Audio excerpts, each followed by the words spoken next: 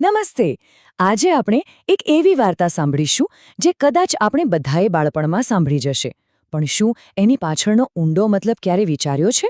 ચાલો આજે એ વાતોડિયા કાચબાની દુનિયામાં જઈએ અને જોઈએ કે મૌન રાખવાનો પાઠ કેટલો જરૂરી છે. તો વાર્તા શરૂ કરીએ એ પહેલા ચાલો એક ક્ષણ માટે વિચારીએ કે જીવનમાં એવો કયો સમય આવે છે જ્યારે ચૂપ રહેવું એ જ સૌથી મોટી સમજદારી છે. બસ આ સવાલને મનમાં રાખીને આપણે આગળ વધીએ. સારું, તો આપણી વાર્તાનો હીરો છે એક કાચબો. આમ તો ખૂબ જ સારો, પણ એની એક એવી આદત હતી, એક એવી નબળાઈ જે એને બહુ મોટી મુસીબતમાં મૂકવાની હતી. દૂર ક્યાંક એક સુંદર મજાના તળાવ કિનારે એક કાચબો રહેતો હતો. એને બધું જ ગમતું હતું, પણ એક વસ્તુ એવી હતી જે એને બીજી કોઈ પણ વસ્તુ કરતાં, ખરેખર કોઈ પણ વસ્તુ કરતાં વધારે વહાલી હતી. અને એ હતી વાતો. બસ વાતો જ વાતો. એ એટલો બધો વાતોડિયો હતો ને કે એક મિનિટ પણ શાંત ન રહી શકે. સવાર પડે ને સાંજ પડે એનું મોડું ચાલતું જ રહે. પણ અચાનક જ બધું બદલાઈ ગયું. એક મોટી મુસીબત એના માથે આવી પડી. જે તળાવ એનું ઘર હતું એ ધીમે ધીમે સૂકાવા લાગ્યું. હવે તો એનું ઘર અને એનું જીવન બંને ખતરામાં આવી ગયા હતા. પણ કહેવાય છે ને કે જ્યાં બધી આશાઓ પૂરી થાય ત્યાંથી જ કંઈક નવું શરૂ થાય છે. અહીંયા પણ એવું જ થયું. એક એવી યોજના બની જે જેટલી હોશિયારી ભરી હતી ને એટલી જ જોખમી પણ હતી. નસીબ જોગે આપણો કાચબો એકલો નહોતો. એના બે પાક્કા દોસ્ત હતા, બે સમજદાર હંસ. હવે એ પોતાના મિત્રને આમ તકલીફમાં કેવી રીતે જોઈ શકે? એટલે બંનેએ મળીને એને બચાવવા માટે એક રસ્તો કાઢ્યો.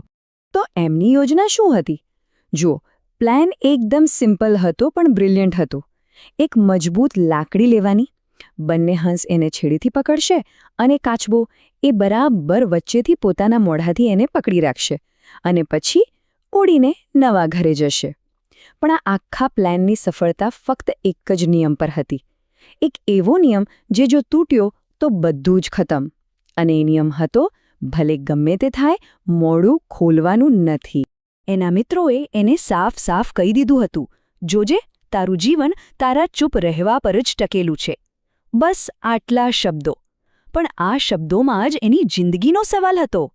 અને બસ એની સાથે જ શરૂ થઈ એ ત્રણેય મિત્રોની એક અદ્ભુત, અવિશ્વસનીય સફર, સીધી આકાશમાં. જરા કલ્પના તો કરો એ દ્રશ્યની. બે હંસ પાંખો ફફડાવી રહ્યા છે અને એમની વચ્ચે લટકી રહ્યો છે આપણો કાચબો, પોતાની જિંદગી બચાવવા માટે લાકડીને એકદમ મજબૂતીથી પકડીને. આવું દ્રશ્ય તો પહેલાં કોઈએ ક્યારે નહીં જોયું હોય, ખરું ને? હવે જેવા એ લોકો એક ગામ ઉપરથી ઉડી રહ્યા હતા, નીચે જમીન પર લોકોની નજર એમના પર પડી.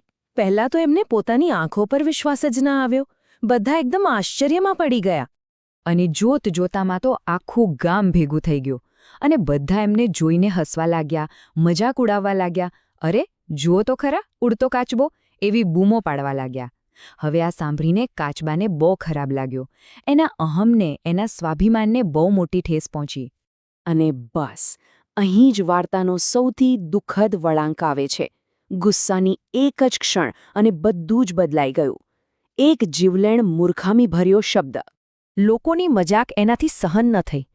એ ગુસ્સાથી એકદમ લાલચોળ થઈ ગયો. એનું મગજ એટલું ગરમ થઈ ગયું કે એની વિચારવાની શક્તિ જ જતી રહી. અને બસ એ જ ગુસ્સામાં એ પેલો એકમાત્ર સૌથી અગત્યનો નિયમ ભૂલી ગયો. એ પોતાના મિત્રોને આપેલું વચન ભૂલી ગયો, જેની પર એની જિંદગી ટકેલી હતી. એને થયું કે હું આ લોકોને બતાવી દઉં.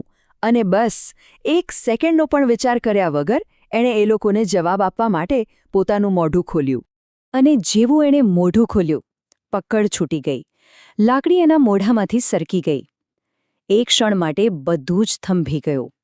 અને પછી બસ એ જ એનો અંત હતો. કાચબાનો આટલો દુઃખદ અંત થયો, પણ એ આપણને વાર્તાના સૌથી અગત્યના ભાગ તરફ લઈ જાય છે. એ પાઠ જે કદાચ એને જમીન પર પડતી વખતે સમજાયો હશે અને જે આપણે એની ભૂલમાંથી શીખી શકીએ છીએ. તો આખી વાર્તાનો સાર શું છે? એ બહુ જ સરળ છે, પણ એટલું જ ઊંડો છે કે દરેક વસ્તુનો એક સાચો સમય હોય છે, બોલવાનો પણ અને ચૂપ રહેવાનો પણ. અને સાચી સમજદારી એ જ છે કે આપણે આ બંને વચ્ચેનો ફરક સમજી શકીએ. જુઓ, કાચબા પાસે બધું જ હતું, સારા મિત્રો, બચવાનો એક સરસ મોકો, પણ ફક્ત આ એક વાત ન સમજવાના કારણે એણે બધું જ ગુમાવી દીધું.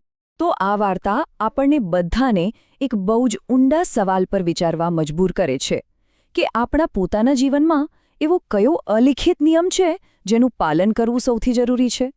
એ કયું મૌન છે જે આપણને મોટી મુસીબતમાંથી બચાવી શકે છે? આ એવો સવાલ છે જેના પર આપણે સૌએ શાંતિથી વિચારવું જોઈએ. શું કહો છો?